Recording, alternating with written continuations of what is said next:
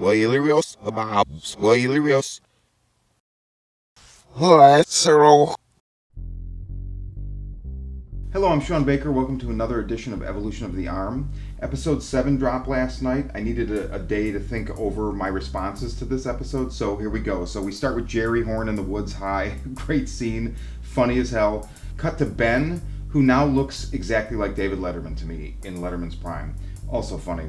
So we go right to the Twin Peaks Sheriff Station, and I'd like to point out that as we're getting into the center of the series now, we're spending more and more time in Twin Peaks, so I think that is the destination. We've got Hawk and Frank Truman with the 3 pages from Laura's diary that were found in the men's room stall door last episode. So first of all, I'd like to say I thought they did a really good job, a really solid explanation for how those pages got there. I thought they were going to go with it being Philip Gerard when he changed in the second season of the original series. Instead, Hawk is saying he thinks it's when Leland was brought in for questioning about Jacques Renault's murder. And it makes sense if Leland had these on him as a keepsake. He's afraid they're going to frisk him. He stuffs them in some out-of-the-way place like, this bathroom door. So I thought that was really great. They say there's one more page missing. Very curious about what this is. Secret Diary of Laura Palmer. It was published back while the original series was on. There's actually 9 pages ripped out of this. Now, that's easily, dismissed. This is cross-marketing from 20-something years ago. So when we look at the pages, I did a lot of contrast work to try and read them. The one, as you see, all the way on the left is the page they read from. This is the one that has the Annie, I'm with the good Dale on the lodge and you can't get out right in your diary. I think we all anticipated that. The middle one seems to be about Blackie's sister Nancy, the women that ran One-Eyed Jacks, bringing Laura money that was owed to her after she quit One-Eyed Jacks. And then the third one is about Bob. It's really hard to read. So what I would like to spend a little time on is the fact that Frank really doesn't seem to bat an eye when we get into some lodge talk here. So Annie comes up, Frank asks who she is, Hawk explains she's a girl that went into that place, and Frank doesn't question this. So now, we know in the original series, Harry Truman talks about how the Bookhouse Boys have always been there and there's a presence in these old woods, and Frank would have been in on that, so maybe this isn't all new to him. I'm going to tie this into the next scene where Andy is talking to this farmer, and the farmer's very nervous. The truck that Richard Horn hit the little boy in was this farmer's truck, apparently. And so Andy's questioning him about the truck. If you weren't driving, who was? And the farmer's very nervous, needs him to leave right away. They keep panning back to I'm assuming his home. Looks a little bit like Dead Dog Farm, very dilapidated farmhouse. And there's such a sense of foreboding here, and it makes me wonder, and this ties back into Frank, that presence in the woods, I feel like maybe has leaked out into the town itself. Maybe we'll see more of that as we go, just a thought. Frank calling Harry, he's not doing good. We get Frank Skyping with Doc Hayward, which is really nice to see Warren Frost. Doc says a couple things of interest. He talks about the night he examined Cooper after he was brought out of the Black Lodge. I don't know if they told Doc where he was. I feel like they would have, based on the relationship set in that original series. They didn't really withhold information from Doc. He saw him leaving intensive care, sneaking out of intensive care later that night, and it seems like that was the last thing one saw of him. And he says, I saw that strange face again. And I'm left wondering what that means. I'm kind of wondering if he's referring to Bob, and maybe Doc had seen it before on Leland. So then the other thing of interest is the fact that when Frank says, what do you think he was doing in intensive care? Doc says, well, he was probably checking up on Audrey Horn, who was in a coma because of the bank explosion. Now, there's a lot of talk online about, Richard Horn. Whose child is he? And there's talk about, possibly Bad Coop and Audrey.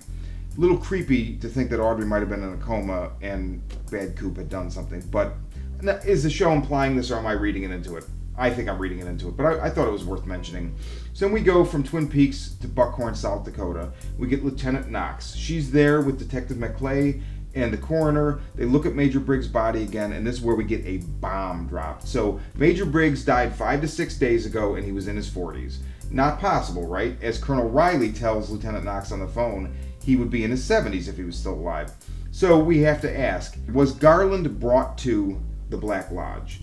Is the Black Lodge 100%? Do we know that the Black Lodge exists outside of time so that he didn't age? Was Bob inhabiting Garland Briggs and moving all over the map, and that's why there's these 16 hits on his fingerprints in the last 25 years? I don't know, but it's interesting to note that Major Briggs' mystery deepens, and he's not really even been in it. Don Davis has been dead for years, so I like that. I feel like it's a nice homage to Don Davis's character.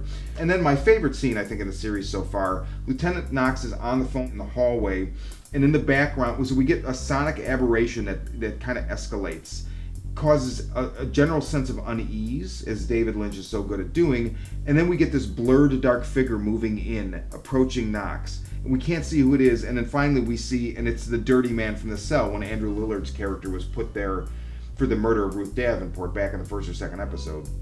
And now somebody on a previous episode of Evolution of the Arm suggested this may have been the lumberjack from the Fire Walk With Me, the Black Lodge meeting. I think that's probably spot on, and I'm really wondering what he's doing. And the idea that from the Black Lodge you can go from Twin Peaks to South Dakota possibly instantly opens up all kinds of interesting possibilities, especially reflecting back on Garland being all over the place for the last 25 years.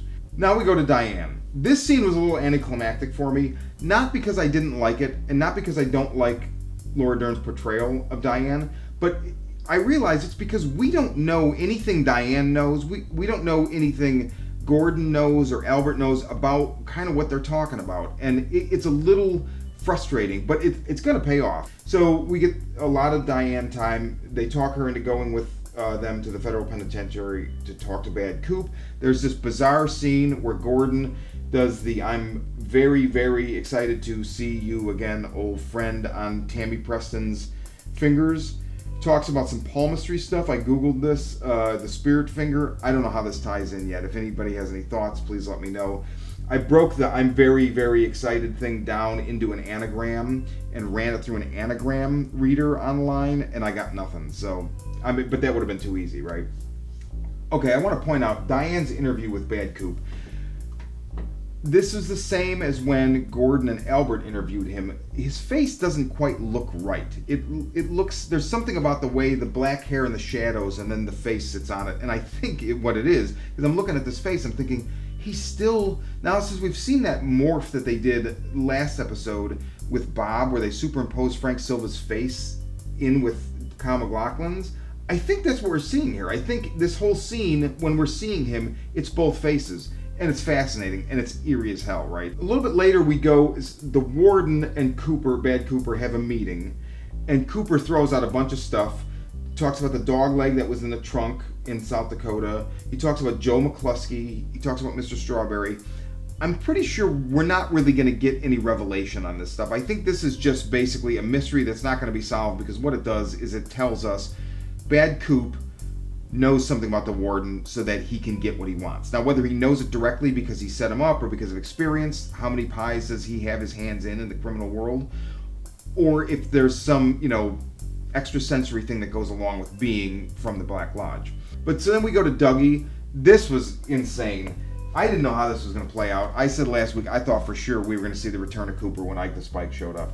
So we get this scene with Janie and Dougie and Mullins and Tom Sizemore's character, and then these three cops, all brothers apparently, the Fuscos, really all just building tension so that when Janie and Dougie leave, here comes Ike the Spike, without the spike but a handgun, through the crowd trying to assassinate Dougie.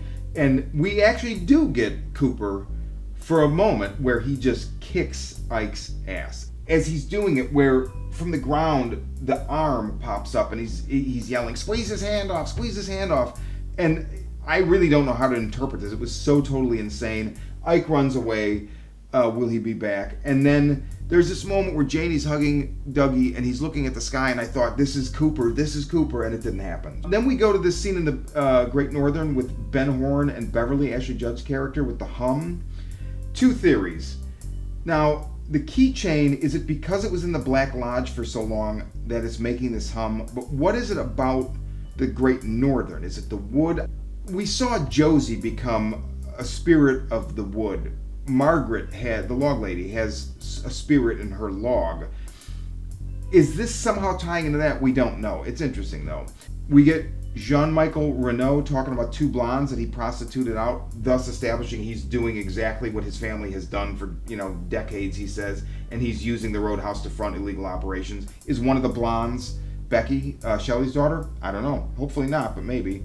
And then we end with a double R and with this weird scene. Anybody seen Billy, which I think was just David Lynch injecting everyday weirdness into this episode to end it. And it was a great episode. It wasn't quite what I expected. Little anticlimactic, but again, that's not a bad thing because it's coming. So, okay, see you in the trees.